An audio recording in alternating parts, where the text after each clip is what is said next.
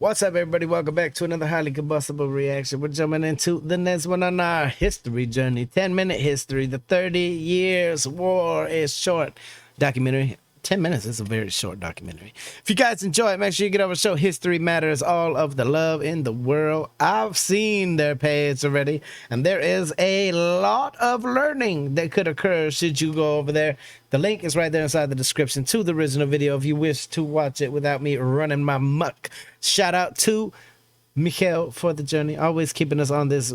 I'm learning more right now about your country than I know about my own. Let's go. 1618, and Bohemia here is in revolt. At this point, Bohemia formed an important part of the Holy Roman Empire and had, since the Protestant Reformation, moved steadily away from Catholicism. Much of this was thanks to their prior rulers, such as Matthias, who allowed the Protestants greater freedom of worship. This was built upon the previous 1555 Peace of Augsburg, which allowed for rulers of territories within the Holy Roman Empire to choose. Can I just say that this is already something that should be in schools? Like, this is a very creative way to do things. It's got humor in it. At the same time, we're very humorous with the animations. Yes, this is going to be a fun watch. We're not even a minute in. This 1555 Peace of Augsburg, which allowed for rulers of territories within the Holy Roman Empire to choose its religious denomination, so long as that denomination was Catholicism or Go nuts, but not too nuts. Matthias didn't have any children and so appointed an heir, Ferdinand of Styria, the Archduke of Austria, who succeeded him as King of Bohemia in 1617. Ferdinand was a devout Catholic and so sent representatives. This is absolutely brilliant. Who succeeded him and then he drops dead. Oh my god. I don't know if I'm gonna be able to pay attention to anything because these animations are adorable. Succeeded him as King of Bohemia in 1617. Ferdinand was a devout Catholic and so sent representatives to Bohemia to shut down the Protestant churches and demand the conversion of its nobles. The Bohemians had a clever way of countering this. They threw Ferdinand's representatives out of a third-story window.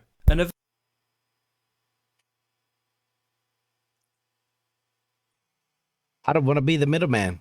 Like, ever.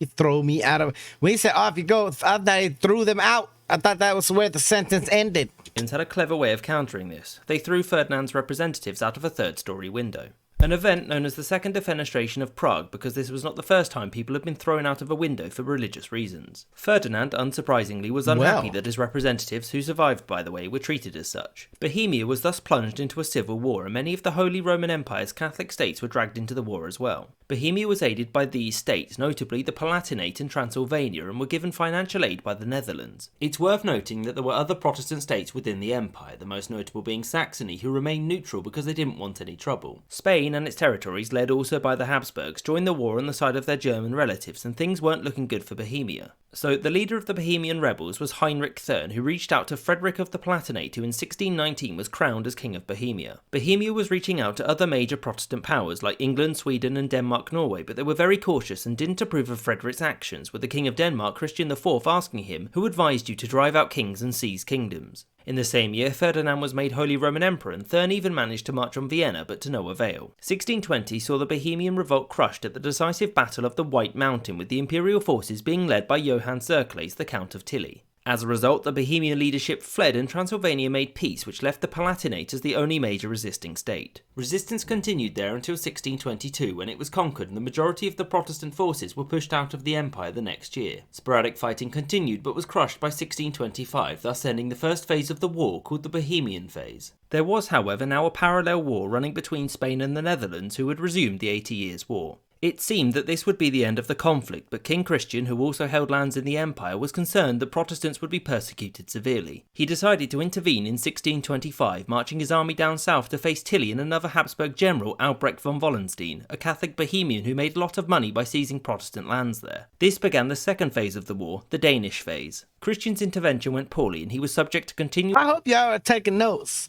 I should be taking notes, because what if there's a quiz at the end? Began the second phase of the war, the Danish phase. Christian's intervention went poorly and he was subject to continuous defeats at the hands of both Tilly and Wallenstein, and he was pushed back into Denmark. Christian had expected his fellow Protestant kings in Sweden and England to back him, but both had failed to do so. Denmark was also backed financially by the French, who, as you'll note, were Catholic, meaning that this war was about more than religion. The French simply wanted to weaken their Habsburg neighbours, but the support had to stop when their own Protestant population, the Huguenots, revolted. In 1629, Christian IV signed the Treaty of Lubeck, which allowed him to keep his territories on the condition that he stay out of the affairs affairs of the empire. The problem still remained that the Protestant domains of Europe were concerned about a powerful Catholic empire neighbouring them. The mantle of defending Protestants fell to the Swedish king Gustav II, better known as Gustavus Adolphus, who after finishing a war with the Polish-Lithuanian Commonwealth decided to intervene. Much like Christian IV, Gustavus also received financial help from the French. Unlike Christian IV, however, Gustavus's intervention was wildly successful. Fortunately for Sweden, Wallenstein had been dismissed by the distrustful Emperor Ferdinand in 1630, leaving Tilly as the best commander available. In 1630, Swedish forces landed here in Pomerania, which was itself Protestant and currently fighting the Emperor. This began the third stage of the war, the Swedish phase. Once there, the Swedish managed to threaten Brandenburg-Prussia into giving them help. Gustavus also attempted to bring Saxony into the war, but its leader, John George I, wanted to remain neutral. Tilly, fearing a Saxon-Swedish alliance, invaded Saxony, forcing John George to join Gustavus out of desperation. Oops. In 1631, a combined Swedish-Saxon force met Tilly at the most famous battle of the war, the Battle of Breitenfeld.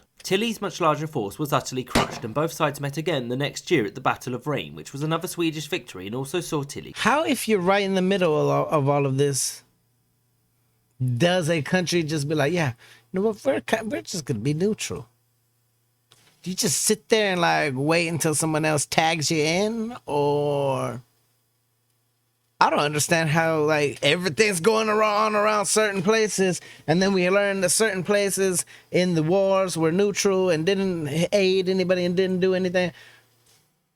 But what keeps all of these other people from just being like, oh, they're not doing anything, let's get them too? Like, we're talking big land covering wars, not just like front wars. I don't know. This is wholeheartedly different. Killed. So the In question my mind, here I can't is, why fathom did it. Sweden win where Denmark lost? The answer is complicated, but Sweden had a slightly more efficient way of recruiting and arming soldiers. The normal way was that a noble would be asked to fund his own soldiers, which cost a lot in return for the spoils of war and a chance at everlasting glory. Army upkeep came at the cost of whichever region was hosting them and was often devastating for the local population there. Sweden's method of raising troops was slightly different. For a start, Sweden being Protestant meant that Gustavus was the head of the Church of Sweden, and he used local churches as centres to determine population, specifically the taxable and recruitable population. However, there were still incredible burdens on the areas of the Holy Roman Empire which hosted the Swedish army. As for the military side, Gustavus's army focused much more on a doctrine of massed fire and combined use of muskets, cannon and cavalry to shock the enemy. Warfare was naturally moving in this direction, and both the Spanish and Dutch had made use of this first, but Gustavus embraced this new form of warfare to great ends. So back to the war, Gustavus had marched his army through massive swathes of imperial territory by 1632, but had to prevent the reinstated Wallenstein from outmanoeuvring him. The two met at the Battle of Lutzen, which was a Swedish victory, but did see Gustavus Adolphus and his horse killed. In 1634, Wallenstein was also assassinated on the orders of the Emperor. I feel horrible laughing whenever somebody drops dead, but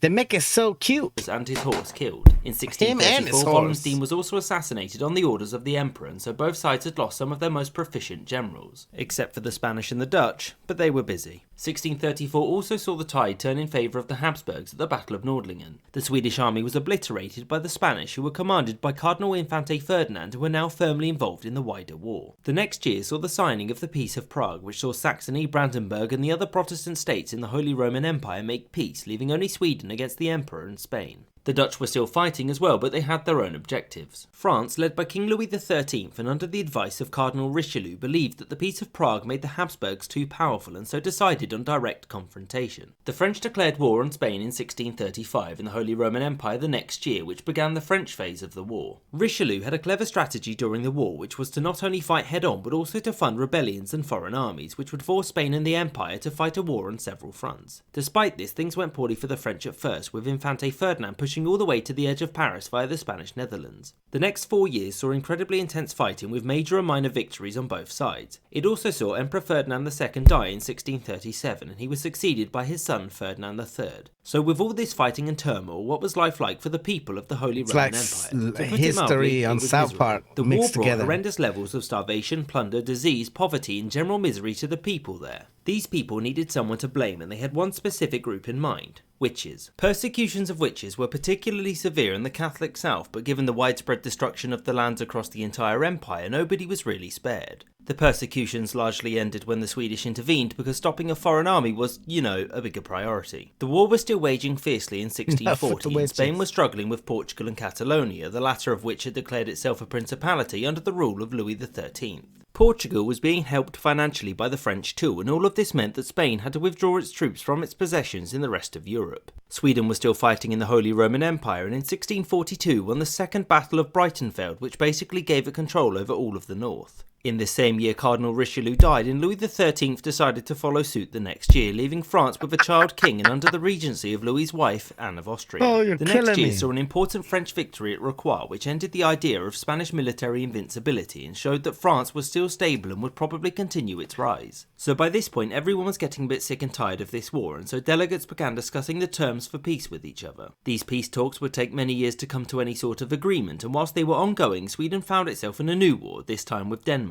The Swedish won, and in the end they took all of this territory, but it did serve to distract them somewhat from the war with the Empire. Of course, the Swedish would return quickly, pushing south, and after meeting up with the French, continuously defeated the imperial forces, driving them further south. In 1646, attempts to make peace were stepped up by both sides, because this war had been raging for literally 28 years now, and everyone was a bit tired. The negotiations were held over several years in the cities of Osnabrück and Münster. In January 1648, the Netherlands and Spain signed the Peace of Münster, in which Spain recognised Dutch independence, thus ending the 80 Years' War. The Habsburgs' negotiating position was weakened in later 1648 when the French won an immense victory at the Battle of Laon. The Swedish also laid siege to Prague at this time, but little came of it. After this, two more peace treaties were concluded. The first was the Treaty of Münster, which made peace between France and the Holy Roman Empire, but not Spain. The second was the Treaty of Osnabrück, which made peace between Sweden and the Holy Roman Empire. Collectively, these are known as the Peace of Westphalia, and they had some territorial changes, notably with Sweden, France and Brandenburg gaining these lands. It also reinstated the Peace of Augsburg, allowing religious toleration of Calvinism, and is largely considered to be the beginning of the modern era of international diplomacy. The reason for this is that individual states were now treated as sovereign, with no difference in the rights of one governed by a duke, a king or an emperor. This shows just how much the war changed over the decades, from one driven by a desire of Protestant states to protect their fellow believers to one driven by the geopolitical desires of France and Spain. The legacy of the 30 Years' War is complex. It saw the rise of Sweden and France and the decline of the Holy Roman Empire as Europe's central power. This was mostly because it was now entirely decentralised, but also because the population loss within the empire was catastrophic, an important something to remember when discussing the war's military glories. I hope you enjoyed this episode, and thank you for watching, and a special thanks to James Bisonet for sponsoring the channel. If you'd like to know more about the 30 Years' War, there are some book recommendations in the description below. Hey, definitely get over, check out those book recommendations down below if you want to learn more. I know a lot of people are learning along with us, and I definitely appreciate you for being here. There you have it, ladies and gentlemen, the 30 Years' War from 10-Minute History. If you guys enjoyed it, make sure that you get over and show them all the love in the world. We're already subbed up. We've already smashed the like button. Hey, I don't know. I definitely appreciate kind of seeing things before. It makes me a lot more thankful for the way things are going kind of right now. There's none of these giant landmass grabbing kind of wars. Oh, I want to go over here. I want to be over here. The things that we did back then for money and religion. I'm saying we did a lot. We kind of went a little bit crazy. Humans did at a certain point in time. Get over, show 10-Minute History all the love in the world. Smash the like button if you liked it. The dislike button, but I won't believe you at all. Till the next one, I'm Combustible. You guys be happy, healthy, safe. Love you to the moon and back. Peace.